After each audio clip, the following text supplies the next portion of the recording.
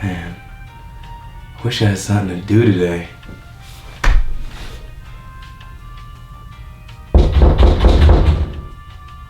Come in.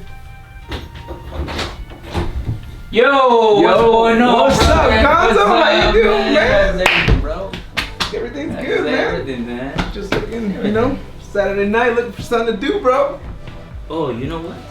What? I'm on my way to Salsamania Austin. Oh, no way. Let's go. Oh. It's gonna be an amazing night. Oh, yeah? Yeah. Oh, cool. I'm gonna have Ernesto and Denise, and they're gonna come with their team Iroko. Iroko? So it's gonna be Dude, Ernesto and Denise are fly, dude. Night.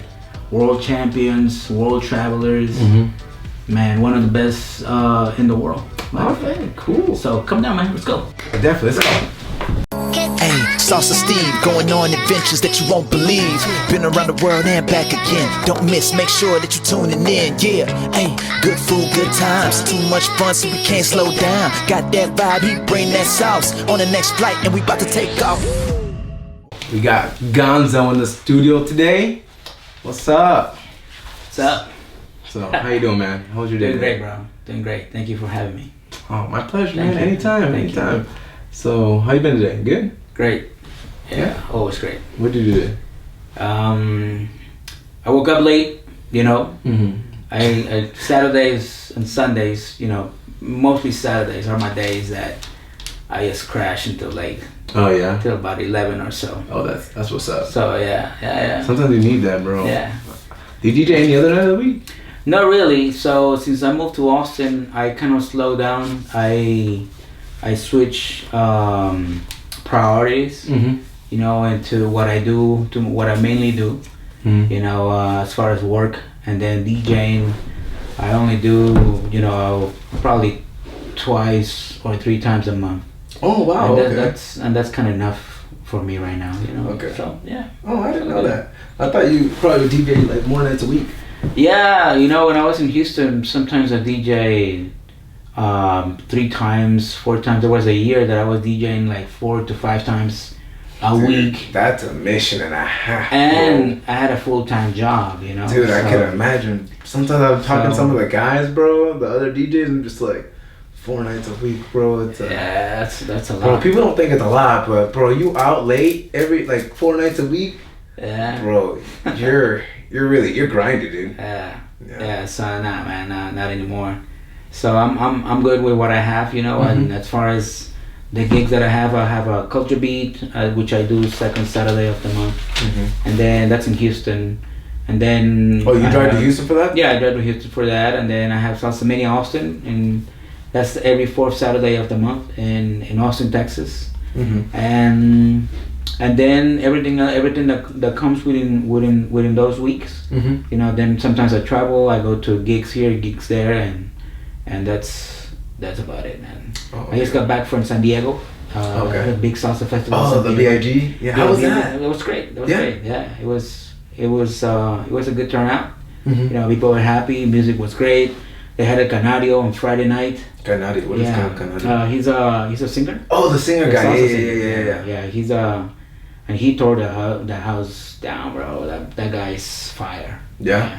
Yeah. Okay. So, what it was a lot of work, but people were happy. Oh, were you part of the event, or did you just... Yeah, I was the head DJ for the event, so oh wow, I did all the performances, the lineups and all stuff, and so I had to do tech, and after tech I had to do the shows, and I had to DJ too, and so it was a very busy weekend. Yeah, I can imagine. Yeah, those things are a lot of work. Yeah, but I think they did great, So I think Oscar and Oscar Martinez and David Stein, then Osmar from Jamule. They were like the 3 main organizers, and I think they did well. Okay, so cool. If they do well, then that means everybody does well too. So, correct. Yeah, cool. All right, bro. Tell me a little bit more about yourself, dude. Something, maybe some background. Yeah, where you came from? I am originally from Peru. Okay. Yeah, I was born there, and in 1995, my brother Alex I don't know if you heard of him, Alex Maestro, Mm-hmm. and from New York, right? See, so we actually left Peru and we flew to New York, and we started our life in the United States in 1995. Yeah, but before that, you know, I was in Peru. I born and raised there until that time, and music was always part of my life. I started playing the guitar when I was 6. Okay. You know, and then I switched over to piano when I was 17, and then drums and all that when I was here. So you in would the call States. yourself a musician then? Well, you know, the thing about being called a musician is that you have musicians that are self-taught, like play by ear. Gotcha. And then there are musicians that are actually went to school, went to college. Yeah. They're able to read music and all that. So that's a different type of musicians. No, I get you. Okay, I think I've heard people say things like that. It's like, yeah. But if you can play the guitar, I mean, you play the guitar. Yeah. I mean, I guess I never. I guess that's like saying, you know, like an academic dancer versus someone that just learned. Yeah, exactly. You know? So yeah, for instance, like most of rock bands and everything, most of the musicians are kind of like self-taught. They play by ear and all that. You know? I can imagine. Yeah, but to play in a salsa band, like all the horns, all the bass player, the piano players, and all, they have to have a solid like musical education. Yeah. Oh, okay. Yeah, as far as that, and for me, for instance, the music, you know, it's not easy. You know, it's not easy to learn that, especially if you I started like playing the guitar when I was 6, right? But I didn't start studying music until like 16 or so, you know. Okay. And then I really never got to really learn how to properly read music, you know. I was being always a lousy reader, you know. And when I did play for bands, and I played for one band here in San Antonio, bro. For the Shati salsa band. Was back in the day. I'm talking about like 2005, 2006 or so. And remember, like when I was playing the piano, right? So Shati will give me all the music, the music sheet, right? And I will practice day and night, bro. Like I will listen to the songs, and I will play. I will have to memorize it. I will read it, right? Of course, but very slow, you know. So.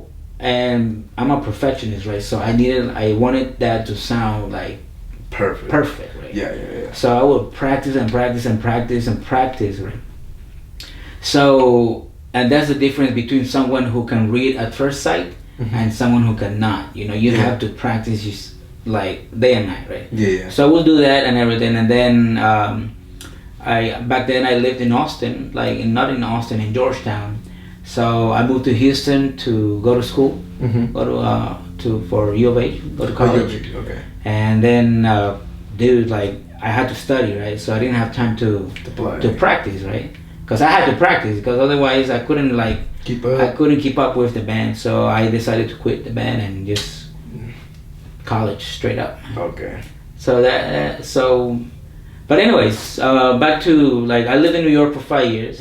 After that, I joined the army, and I was a year in the East Coast, and then I went to Germany for 5 years. I lived there in Germany. You lived in Germany? I lived in Germany for 5 years, bro. Wow. Yeah. With the military? Yeah, with the army. I was with the army. There, I deployed 5 years, bro. Yeah, bro. Wow, in Germany? In Germany, yeah. How Latinos survive in Germany for 5 years? Bro, there's a lot of Latinos over there. Yeah? Yeah. It's like just like over here. Well, not as much as over here. I was like, what, bro? We're in Texas, dude. But the Latinos that are over there, that I met a bunch of Latinos that never came to the U.S. that went from their countries straight to Europe, right? Oh wow. To Spain, France, or whatever, and some of them ended up in Germany. So we kind of became friends and everything. And they spoke German very well. Oh wow, that's pretty cool. Yeah, they didn't speak English, but they spoke German. That's interesting as hell. Yeah. Wow. So you know how people, you know, they they left their countries to come here. Same thing. Same thing. I actually got some cousins in Spain, but I kind of understand, you know, because they went to Spain and they speak Spanish there too, so it's makes a transition probably a whole lot easier. But to Germany, bro, that sounds dude, German, and I actually wanted to learn how to speak German too, and I went to school. I started like going to German classes in college, you know. So I took a year of German, and I speak it too, man. I speak German. You speak German? Yeah, I speak German, bro. Dude, if I spoke, I'd verify it, but I can't. Really? You can have a conversation with someone. I can have a conversation, but you know, I have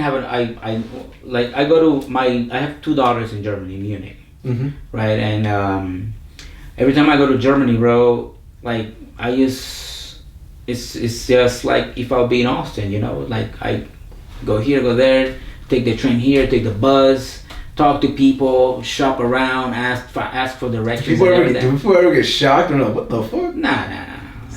Latino dude. They're pretty cool. They're pretty cool. Man. Yeah. Really cool. I can imagine the big city. Yeah, they're probably pretty cool. And is that where you were in Munich? I was in Kaiserslautern, which is 4 hours from Munich. Oh, okay. And that's it's quite a drive, but I love Munich, man. Munich is a really cool city. That sounds cool, though. That's one of the places I've been wanting to go for the Germany Salsa Congress. Well, actually, you want to go to Berlin. Berlin Salsa Congress. Dude, that thing looks lit, man. Dude, they brought out... Dude, there's this one cat that wanted to take a class from... You know what I'm saying? Inbu? You know who Inbu is? No. Dude, is this Japanese? You think he's Japanese? No, he's Korean.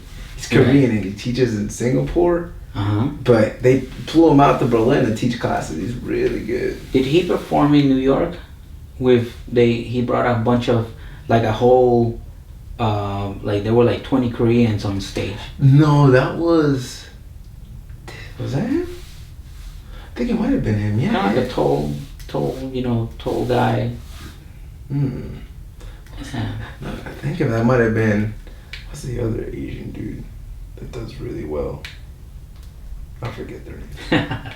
Anyways, yeah. So I lived in Germany, and after that, then the military sent me back to the States, and I didn't know where I was gonna end up in the States, and I ended up here in Killeen, in Fort Hood. Okay. Fort Hood, Texas. So I was there for a year, and then I decided that it was enough for me, and I got out. Okay. When I got out, I stayed a little bit here in Georgetown for a couple of months, and then I went to Houston.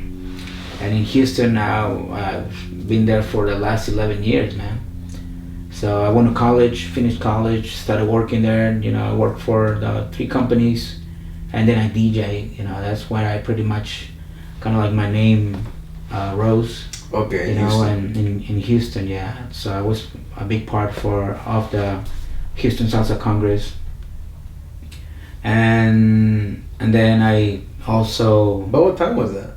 So I started working the Houston Salsa Congress in 2007. Oh wow! So this was 2007 until. This is like, man, it's like, who was the big people out there? It was like Troy and Georgette. Yeah, it was Troy, Georgette. That was like the first people that started what's the Mad Cat called? Yeah, so there was back in Houston, they had there was this venue. It's called the Melody Club. Right, Melody Club. The Melody Club. So the Melody Club was kind of like the mecca of salsa in Texas. You know, in Texas.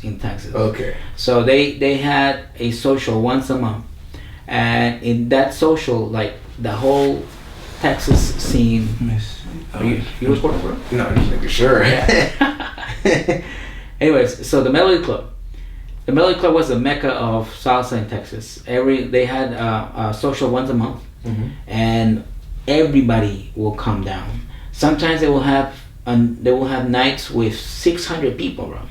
600 people, yeah. For like a social? For a social, and like on a Saturday? On a Saturday, yeah. So San Antonio will come down, Dallas will come down, like even people from Louisiana will drive to Houston for a social. Club. Socials at the Melody Club were legendary. They had a bar inside. People, people get drunk, dancing. And I was a DJ. I was a DJ since there. Cool. On that social since 2007. I remember when they first started. Well, the social was there, but when I first started DJing the social was small. It was probably like 60 people. 60 people, 70 people showing up, and then over the years, over time, and it started growing and growing and growing. Then Nathan Samaniego took over that same year. Nathan he took over the HSD, which is Houston Salsa Dancers. He took over that organization, and that's the same org that brings up the Houston Salsa Congress. Right? Oh, gotcha. HSD, yeah. So I was part of it, and then back then we did the Houston Salsa Congress at the University of Houston. And since it was a new board, because Nathan and some other people, and they started buying like little things for the organization. So they bought these 3 speakers about this tall, and that was how we did the congresses back then, bro. We just 3 speakers. Bootstrap. We didn't have sound. We didn't have nothing. We only had 3 speakers, bro. So we'll have to carry these speakers all over the place. It was a lot of work, man. But all over the place. Yeah. It's like, this is what we do the socials. Yeah. We're throwing the congress with these speakers. Like, yo. Yeah. So we did that for like 3 years, and after that, the congress started to grow up. To blow up, and then we afford to bring more sound, and eventually we hire like professionals to come down and put like real sound. And then I handle the bands and all the DJs for the event, and we brought a lot of like really good names, man. Yeah, we brought like Bobby Valentin and Willie Rosario, La Sonora Ponceña. Willie Rosario. Yeah.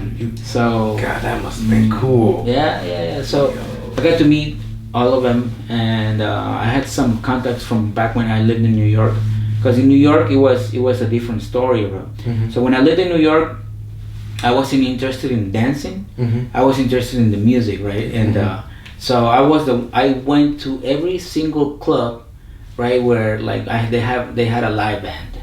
So I was the guy who was just like right next to the stage, and I was just observing. I was like, wow, man, like this is like I was putting together. You were there for like the entertainment purpose. Like, you were just like, man, there's like 5 dudes up here. They're just going ham. Oh, this guy's on the conga. Yeah. But I like listening to the keyboard. To the piano. I was an addict, bro. I was an addict. Dude. The music director, what he was doing, how he was managing the band live and everything. So I got to see artists that are now dead, but it was amazing. It was amazing, bro. And then so I went to Queens College for a year. I took like 2 semesters in music, and in that time I met a couple of friends. And there was this guy who was a drummer, right? Mm-hmm. He was a Jew, man, but from New York and everything. And he was like, dude, I'm gonna take you to this place. It's called El Museo del Barrio, but they call it as the Boys Harbor Music Conservatory or something like that. Mm-hmm. So that school is where most of the musicians from New York that play salsa go to. Or used to go to. It doesn't exist anymore. Okay. So, what was it called? Boys Harbor. Boys Harbor? Yes, Boys Harbor. Boys Harbor Music Conservatory, I think it is. Music Conservatory. So dude, like I went without knowing anything, right? Without like knowing what I was gonna, find or whatever. But my friend, he was like, let's go because the Tito Puente Orchestra is rehearsing. And I was like, Tito Puente. I'm like, yeah, but Tito is not here. Only his band is rehearsing. I was like, okay, let's go take a look. So I went, we just like went inside, it was open for everyone, and they were rehearsing. Oh my God, dude. Oh my goodness, I couldn't believe my eyes. Like the Tito Puente? The Tito Puente Orchestra was rehearsing right in front of my eyes, bro. That is and cool. All these musicians that I've known from credits, you know, yeah. They were there, bro. Like it was Jose Madera, Daddy Rodriguez, like all these people, bro. Some trombone player, bro. I couldn't believe my eyes, right? And the sound, bro. Yeah, so I was blown away. That's cool. So that was kind of like a turning point in my life that I was like, from that very same point, mm-hmm. I knew that I had to be part of that, you know. Yeah. So I wanted to. There were some people that were kind of like right next to me. That mm-hmm. like, for instance, Eddie Montalvo, which is was a conga player of Hector Lavoe, and played with a bunch of people. He was also in the benches, you know. Mm-hmm. Taking like watching the rehearsal. Yeah. And there was Hector Casanova, who is a singer. He passed away too. He was there too, and there were some other musicians, bro. And so I came back to that school. I started taking conga lessons there. And man, that's cool, man. Cause I think it'd be hard. You can't find conga lessons, dude. Yeah. That's like in Houston, they have a friend of mine, Crocro. Mm-hmm. He gives conga lessons. He's really like private lessons. Yeah. I think he has group lessons too. Oh yeah. Yeah, but those kind of those kind of lessons, you have to do it privately. Like you have to be like 1 hour, 1 or 2 hours a week, and you have to learn how to read too. You know, you have to like congas and all that. Yeah, there are like music sheet for that too. Oh, I didn't know that. Yeah. Okay. Yeah. Dude, I would love to. Dude, I have a conga out there. I was like, I'm gonna learn. Bruh. Played. I think I took like 2 private lessons and stopped. And I'm just like, man, gosh, just been dancing too much. Dude, been going. Yeah. So if you actually learn how to play congas, right? You can. I don't know if you dance on 2 already. On 2, yeah. But if you wouldn't know how to dance on 2, mm-hmm. let's say, right? But you knew how to play congas, you can tell the person, hey, like when you're that part that you're doing the slap, use that to dance. Yeah. Right? And you'll be dancing on 2. Bam, bro. They dance on 2 right away. Right away. And that's what happens to me. Oh. That's what happened to me because back in Germany, you know, I was playing the congas, uh-huh. and same thing. They told me, hey, that slap, dance with that. And boom, I was dancing on 2. Instantly. Yeah, on the spot. Dude, I was watching a thing by I was like Fernando Sosa. He's like, one of the reasons like it's like hard to dance on 2 is because people can feel the 1, you know, mm-hmm. going forward. You can feel where the 1's at. Mm-hmm. So going forward, but you have to have like a better ear to dance on the congas because you know you're dancing on that slap. You know. Right. And he's like. And I just thought it was an interesting video, and it's interesting you said that. Yeah, I think you have. Probably it's a combination between ear and a feel too. Mm-hmm. But you have to be listening to salsa for a little bit, you know, in order to understand that, you know. Yeah, I think. And also have kind of like an understanding of what the conga is doing. So if you watch the conguero, you know, mm-hmm. then you can get there like that. Yeah. I'm gonna bring the conga in here, bro. Bro, man. Stir it up, man. All right, so where were we at? You were in Houston, the Melody Club. And then in 2012 or 2013, the Melody Club closed. So I think it got bought by somebody else, like that warehouse like looking place, and now it's a printing shop. Mm-hmm. It's so sad, dude. It is really so sad. It's really sad. After you told me 600 people used to go there, and now they print pictures there. So all the salseros, right, that are like that today have their own dance studio or their own dance group or academy, you wanna call it. Mm-hmm. So the dance company, right? So all of them were in the Melody Club. All of them, and they will give lessons there, right? Mm-hmm. You will go there to take classes with this guy or take classes with this guy, but they all taught there. And so everybody was together, you know, everybody was like in the same place. And once that place went away, then this guy opened his studio here, this guy opened his studio here, this guy was started giving lessons here and there. So everything kind of like it spread. And Houston's a big city. When you got to spread, it makes it a lot harder to gather. But now the thing that happens is that when someone has a social, now you have several socials during the month, right? One belongs to this dance company and the other one's here and there. So now you don't find the same support, right? Yeah. Because like some people want to go here and then they want to go here, and then this guy that goes here that goes here but goes here and there. So there's less people, you know. So every time I go DJ for Culture Beat, for instance, I haven't have the same feeling as back then. It's like more Culture Beat people go. Yeah, more, and there's also newer people, a lot newer people, and you know they don't dance as good as how they used to dance back then. You know. What do you think that is? It's just shit. I don't know. Yeah. Like sometimes I try and think about it because that's like a lot of people told me, like I think I was talking to Romero the other day. He told me like in Austin they used to have these socials that were enormous. Like Austin was a big salsa hub, and then some time ago, and then it like they used to have 600, or he told me even at Salsamania on a Tuesday night they could fill that place up with like 200 people on a Tuesday. You know. Yeah. There was a big movement there, and then places started closing, and they had they also live music in Austin, but it closed. Things closed down. The economy changes, bro. I think it's just a change that's happening in my head. So for instance, so Austin became a bachata town, right? So, yeah, it is.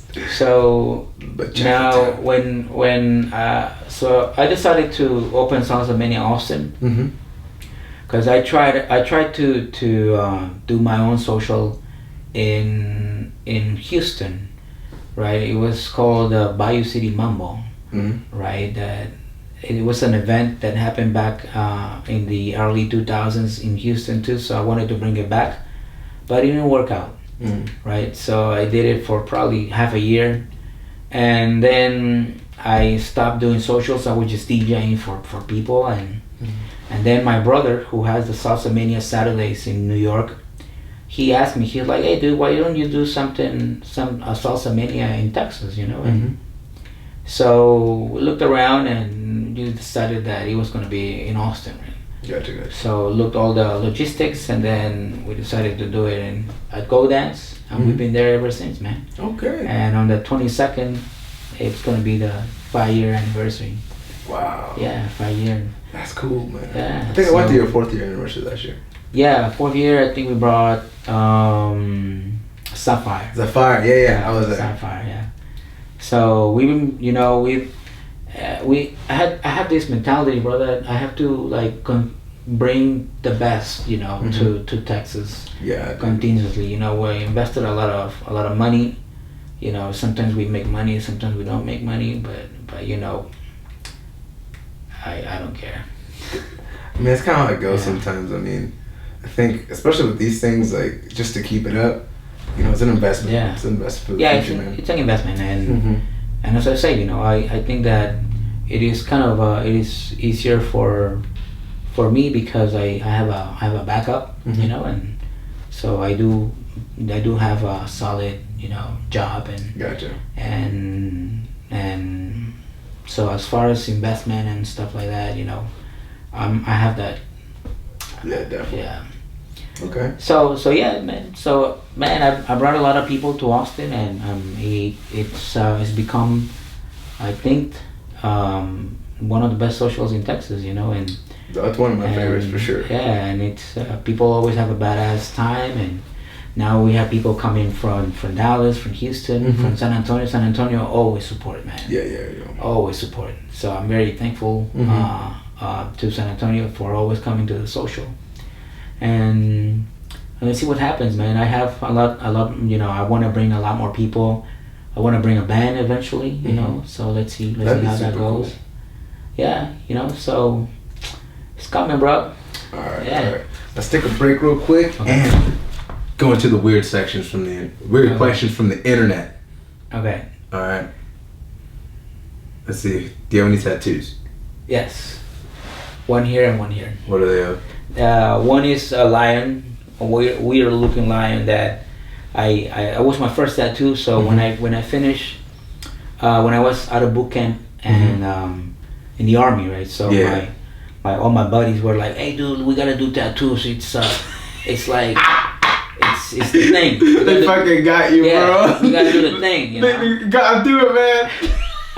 When you're with your boys, dude. As soon as your boys say, "We gotta do this, man," because bro, you know that's the stupid shit to do. We gotta do the thing, dude. We gotta do the thing. Alright, that's so funny, dude. We went out and we're like, yeah. We had a few beers and everything, and so fuck it, bro. Let's go get tattoos.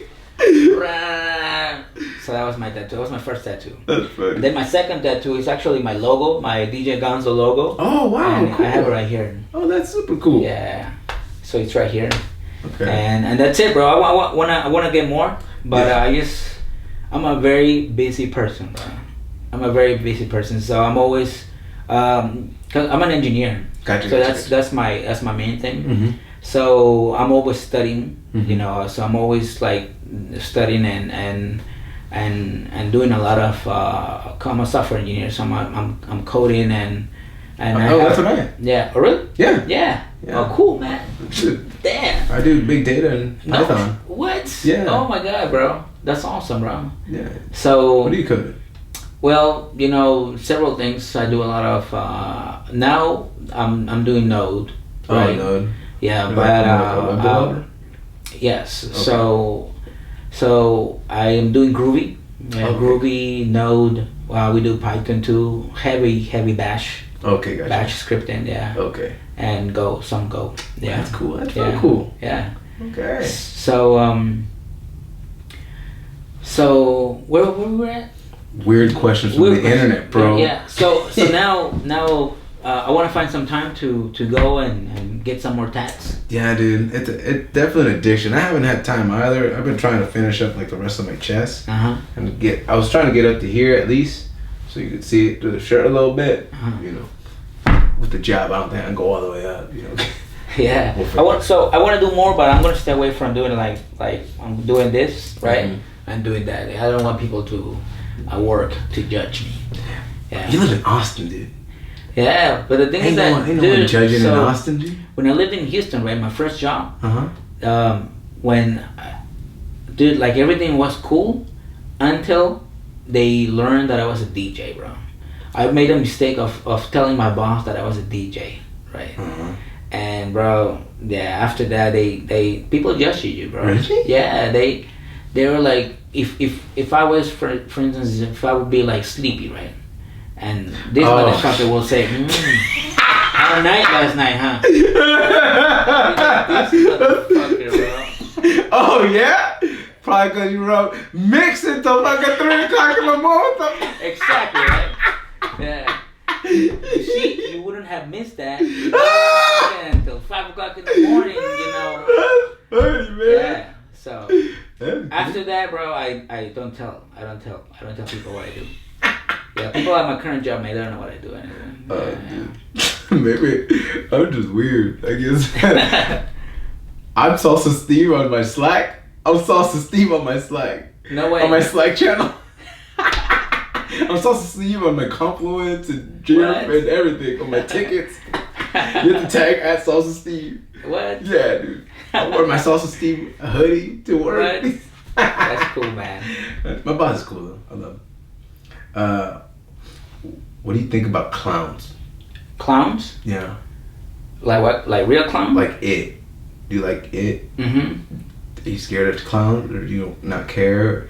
Yeah, I don't care. I don't mind them. Okay. Yeah, no. They're funny. Funny motherfuckers. Yeah. What's the craziest, most out of character thing you've ever done? Craziest. Crazy that you're willing to share on camera. Like I can't believe that. I can't believe I did that. I don't know, man. Like so many times, bro. Like it's alcohol, man. Alcohol will make you do crazy stuff. Yeah. So it wasn't even here, bro. I think that I was back when I lived in Peru, man. I was like young and stupid, and I think I got drunk, and then I got out of the house naked and fell in the grass and stuff, and my neighbors were outside. They looked at me, and well, that was one part, and then in Germany too, man. I don't even want to go back there, man. So anyways, next question, bro. Next question. All right. What's invisible but you wish people could see? What's invisible that you wish people could see?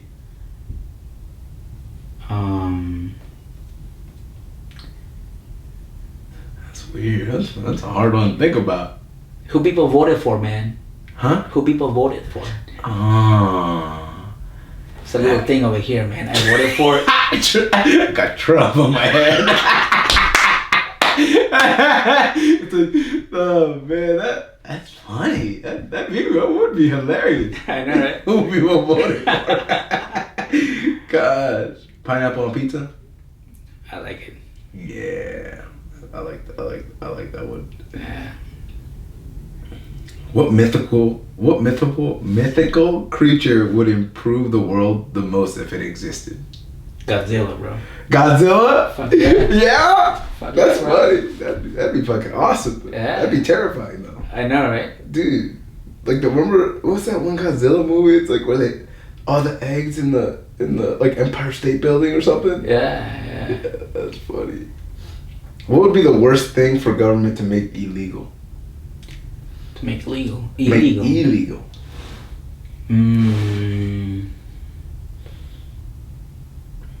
Education, bro. Education. Whoa, that'd be pretty bad. Yeah. That's almost terrifyingly bad. Yeah. Yeah. If peanut butter wasn't called peanut butter, what would you call it? I would call it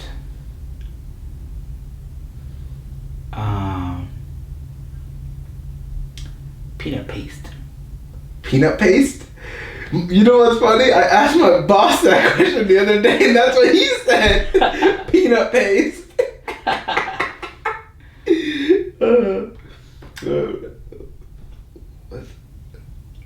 If life were a video game, what would be some of the cheat codes be? Say it again. If life were a video game, what would some of the cheat codes be? I don't get that question, bro. I think it's saying like something that like that makes life a whole lot easier. Like maybe I don't know. I'm sorry. Let's go to the next one.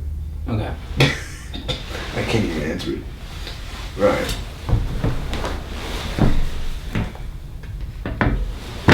If someone asked to be your apprentice and learn all you know, what would you teach them? To fish.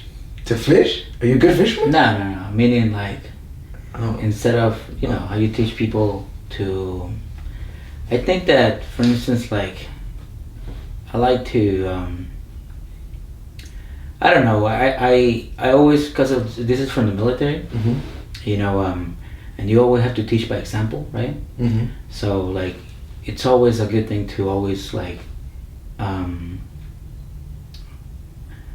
have this thing, bro. I will never ask you to do anything that I haven't done in the past, right? Mm-hmm. So if you're gonna learn something from me, know that whatever I'm gonna ask you to do or whatever, I've done it, right? Mm-hmm. So that's kind of like the kind of thing that I go to. Okay. So show something by doing, right?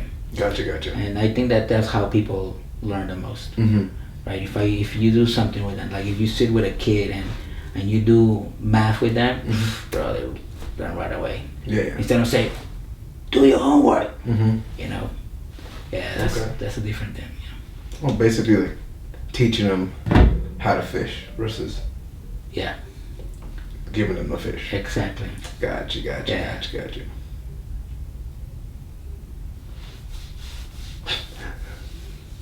What's something that's really popular now, but in 5 years people will look back on it and be embarrassed by? It's a hard one. I think bachata sensual. You know what? It's the way we dress up now, like for like, you know, bow tie or the hat, the shoes, all that. You know, 10 years from now, you're like, oh shit, because you remember like how people make fun of people from the 80s, you know, and the ladies had this, you know, huge ass, you know, hairstyles and all that, and then the guys had were like all straight over here, and they had this long hair right here, and it was the shit back then. Mm-hmm. Yeah. I guess you're right. Yeah, dude.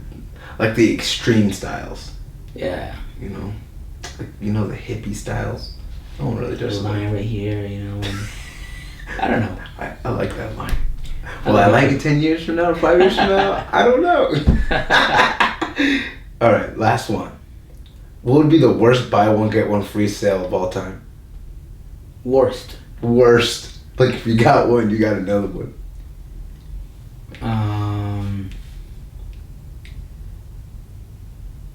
Buy an iPhone 12, get an iPod for free. Oh yeah. That didn't make no sense. Yeah, because iPods are not around anymore. No, they're not. Will they still sell iPod Touches? I don't know. Or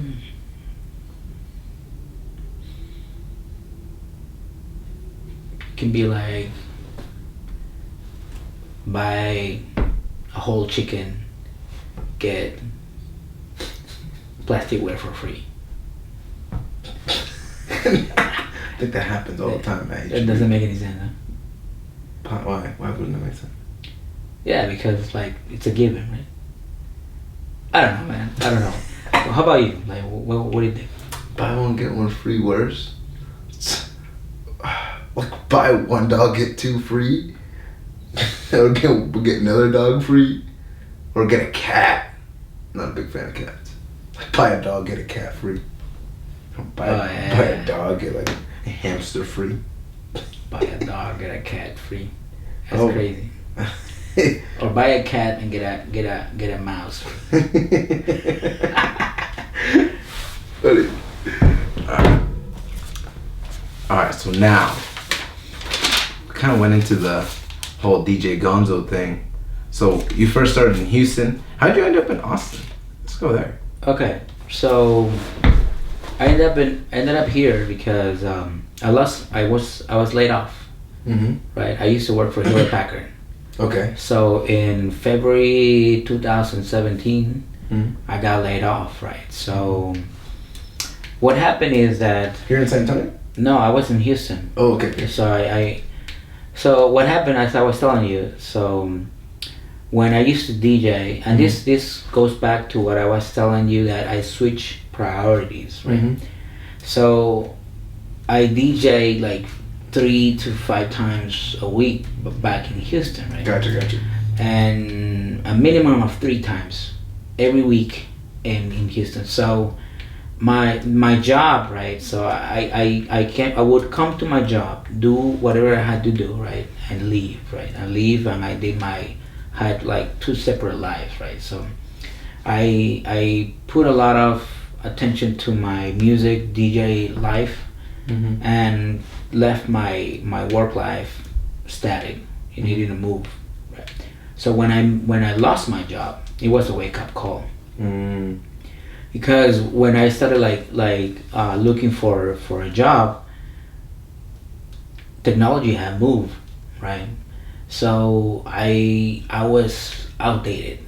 Man, like the stuff that I knew were old, mm-hmm. you know. So I had a really hard time finding a job, you mm-hmm. know.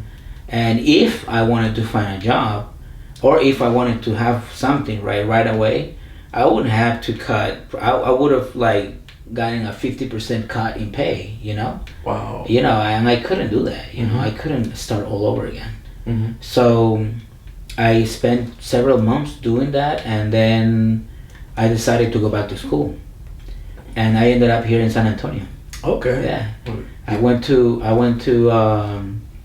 I needed to get my coding game up again. Okay. Right. Okay. So I ended up in this school called Coda. Oh, Coda. Yeah. We went to look at that the other day. Yeah, and they take the GI Bill, right? Because it's like a $22,000 school. Yeah, it's a lot. It's a lot. It's a lot of money. So. But it's like a full year, full time, right? Yeah, and well, it took me 5 months. 5 months. And then I had left. My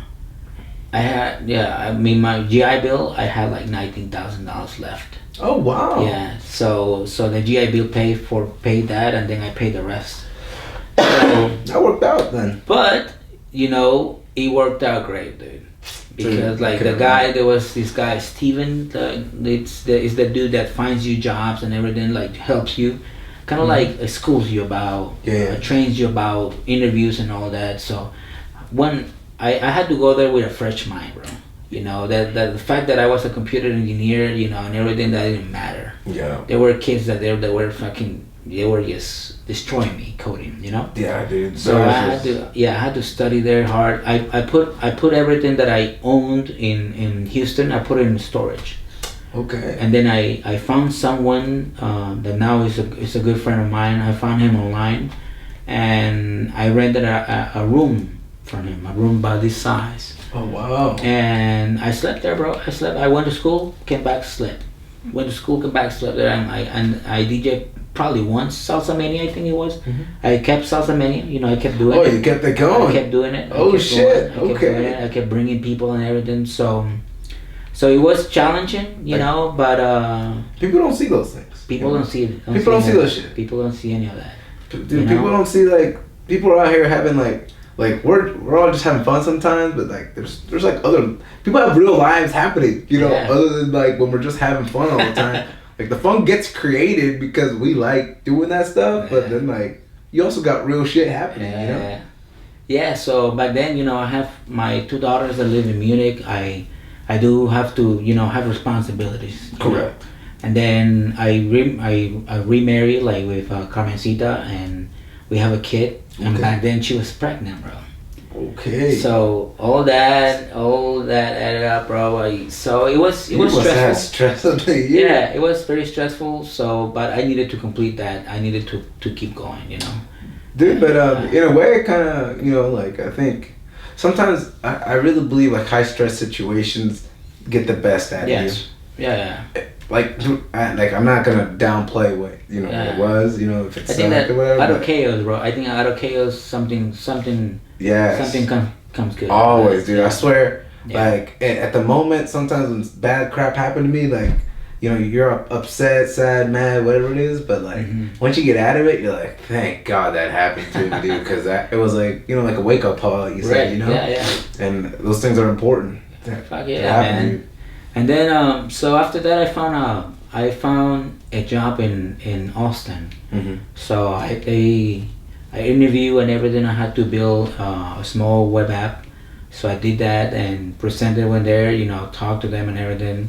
And then they hired me. So. Oh, cool. So. And this is when you were doing salsa. You've always done Salsamania in Austin? Yes. Yeah. Okay. For the last 5 years. Oh, okay. And so once I was done with Kodak here in San Antonio, I went to Houston, picked up my stuff, and then I rented an apartment in Austin, and that's when I started living there. So that was June 2018. Okay. And so I was with this company for 6 months, and it wasn't really for me. It was the work. Although I went in as somebody with 7 years of experience. It wasn't organized. They didn't have a really cool structure that I really liked.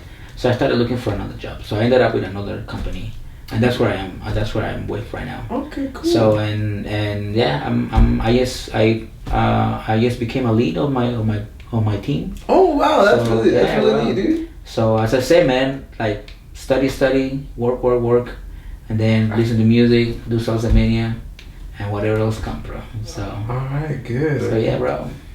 You got any questions for me? Yeah. So your family Nicaraguan. Yes. Nacatamales, bro. Nacatamales. Any good place like here in San Antonio where you can? I have not found one. You know what I did find? I did find a Honduran place like down the street. Uh-huh. I have not tried it though. It's like, I think it's like half Honduran, half El Salvador or something like that. Mm-hmm. I've been because it's hard to find Nicaraguan restaurants. There's not many. Yeah. There's not many of us out here. It's rare. Actually, when I lived in New York, and the lady who will make those nacatamales wasn't even a restaurant. It was just a lady that people know. That you just have a go, dude. I mean, fucking nacatamal, dude. Like, bro, I don't think I've ever eaten a nacatamal in the U.S. unless we brought it from. And you know, where's a big Nicaraguan hub? In Miami. And I was born everything in Miami, bro. Bro, I was born and raised in Florida, in Miami. Bro, there's like so many Nicaraguan restaurants and so many Nicaraguans. Yeah, you know the best Peruvian restaurants are in Miami and in New York, bro. Yeah? That's it. Damn, dude. That's it. So that's two right there. Peruvian and Nicaraguan restaurants in Miami, bro. There's a Peruvian restaurant in Austin. What's it called? I'm not gonna say it because I might get in trouble for saying it, right? What? For providing like bad, I don't know. It's called Lima Criolla. Oh. You like it or you don't like it? I don't like it. Oh, okay. Yeah. As a Peruvian, I don't like it. I mean, some restaurants are amazing. Yeah. So I'd rather cook my own food. I cook too, man. Oh, yeah? I'm a good cook. Oh, hell of a cook, yeah. Nice. Yeah. I think that comes with time.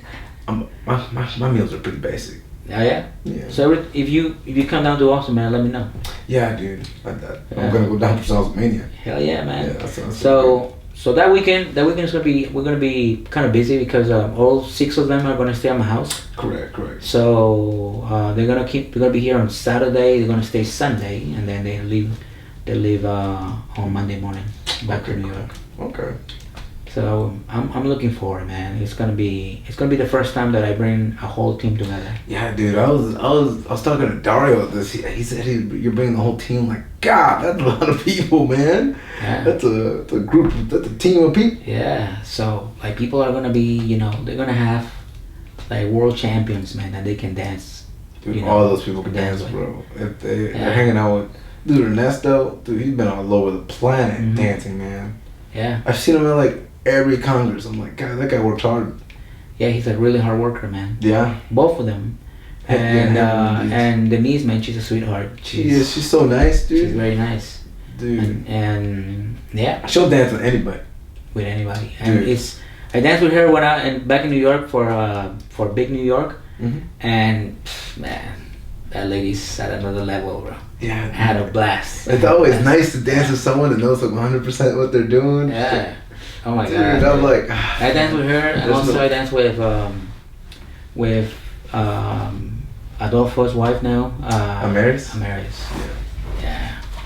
Yeah. Great too. I got to hang out with her. I was in Paris last year. Right. And I went to Paris. I went to Paris. I DJ there, and my brother DJ. At the Paris International Salsa Congress? No, it was we went there because my older brother was working in Paris, so we made a brothers reunion. Oh, cool. So how many brothers? In Paris. So we're 4. Oh, 4. Right, we're 4. 4 brothers? So 4 brothers. Oh, wow. Yeah, okay. all guys. And all from Peru? Well, 3 of us are from Peru, and my little brother, he was born in New York. Okay. Yeah, so he's there, and everybody like that guy's really known. Weird, bro. Your brother is in New York. Your other brother is in Paris. You're here in San Antonio. Yeah, we're all over the place. But now my older brother is back in Peru. Oh, okay. He used to live here in the States. Now he lives in Peru. But so he was in the army, and then he did a couple of years in Iraq. Now he's in Peru. He just wants to stay there. And my other brother, he lives in New York, and 2 of them live in New York. So I have 2 living in New York, 1 in Peru, and then I'm here in Austin. Okay, gotcha. Yeah. Okay. Yeah, dude. Cool. All right. That makes it. Family vacation is pretty cool, though. Yeah, I can go anywhere, man. Anywhere.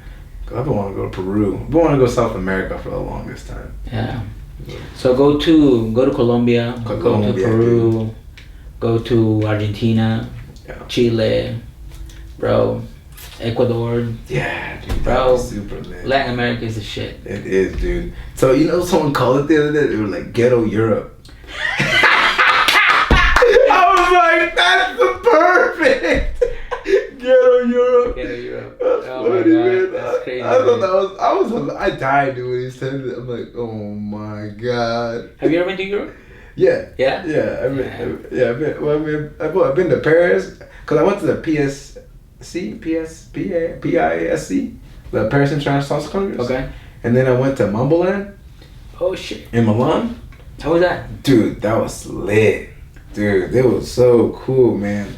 You know, sometimes, you know, I like going to those places just to be like, put it, you know, not in a bad way, but like be, like see where my level is at, you know? And to see like how much better you can be, you know, like the level there, like, dude, I am like, I was like the worst dancer there, I felt at least. There was some amazing dancers there. Like the masters, like all of the like the mambo people that you like look at were there, like all of them, you know. Yeah.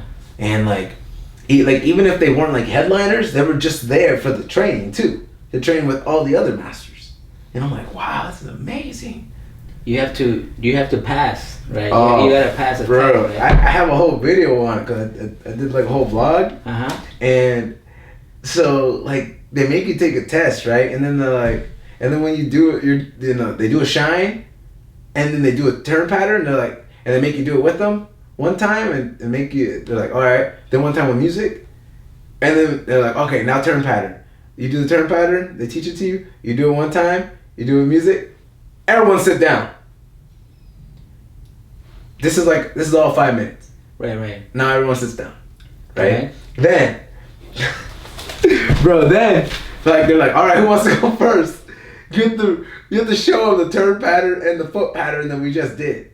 You know, like we just did, and like we didn't. No one got to practice or anything. Right. You were just supposed to be able to remember. Right. You know, and I was like, man, it's rough, dude. Dude, some people were sad, dude. The people that didn't make it. Yeah, I mean, I didn't make it. Dude, yeah. Because you know what's funny? I think it's hilarious. Like, oh man, there was like, cause I didn't make it, and then I came back at 7 o'clock in the morning to retake the test, cause I figured I'm all the way out in Milan, might as well try again, you know, like, you know, my ego was hurt a little bit, but I was like, whatever, if this is the level I'm at, that's the level I'm at, you know. Right. I got over it, and I didn't pass again, and I was like, God, I suck. Gotta go and practice. Now I practice like 4 days a week with Dario for like the last year and a half, bro. Yeah, dude. Bro, I'm just like, I'm not going back again until I'm amazing. Anybody else from here went? Dude, a lot of people from Austin went. What's his name? Z? Right. Zebediah? How do you say his name? Yeah, I don't know. Z. And then, who else went? The photography guy, what's his name? Mitch went. Yeah. Who else went? There was a couple people from Austin that went. I know there was a whole group of them. It was like 6 of them. But yeah, but a couple people from Austin went. You know, but it was a great time, dude. Like the social, I mean, it's amazing. Like everyone danced like Denise, bro. It was just like a level. Like everyone knew how to dance there. There wasn't like there was very little or almost no beginners. Yeah. Like it was like for like training. Like this was like. It was a different type of fun. You know what I'm saying? Like it wasn't like budget down the fun. And who will give the workshop, bro? Dude, so this is the format of the workshops is different too. So there's 3 tracks. There's a beginner, intermediate, and master track. And you have to pass the test, and then you have to pass 2 tests to get in the master course. So once you're able to get into the advanced course, you have to get like approved by Adolfo to take the master's course, right? Now, they put you in a room with all the beginners, and then the instructors move in and out. You stay in that room with all the beginners. You only mingle with the beginners. You even take lunch with just the beginners, because the lunch is included with the ticket, or something like that, right? Like when you buy your full pass, because I think the room, lunch, and the Congress is included with the ticket. The ticket, it's all inclusive for them. And so you stay in that room, and then you take lunch with your group, your intermediate, your beginner, and your master's group. They all take lunch together. And then the instructors go in and out. So the instructors were like, at the time that I went, it was like Tanya, Charlie Garcia, Benny and Brandon, Adolfo came in. Who's that guy? The Santo Rico guy, what's his name? I don't remember his name. Jose? No. Is that his name? I don't know. Santo Rico guy, the guy leads Santo Rico. Then Febby, I don't know if you know who Febby is. Mm-hmm. He's one of like Adolfo's like Latin soul dancers, or at least used to be. Febby and his partner. Marcus Nieves, you know who he is? Mm-hmm. Him, he taught a class. He's a good instructor. I like the way he teaches. And then Ameris. Ameris is amazing, bro. Yeah, dude. So yeah, I almost brought her to New York, but it didn't work out. Yeah. I mean, I always brought her to Austin. Mm-hmm. It didn't work out. So, but you know, hopefully that she'll come after the baby. She's pregnant. So. Oh yeah, that's true. Yeah. That's true. All right, man. Well, do you have any more questions for me? That's it, bro. That's it. All right, man. Thank you for coming out, guys. Salsamania. It's your boy, and we're out. Salsamania Austin, February 22nd. See you there.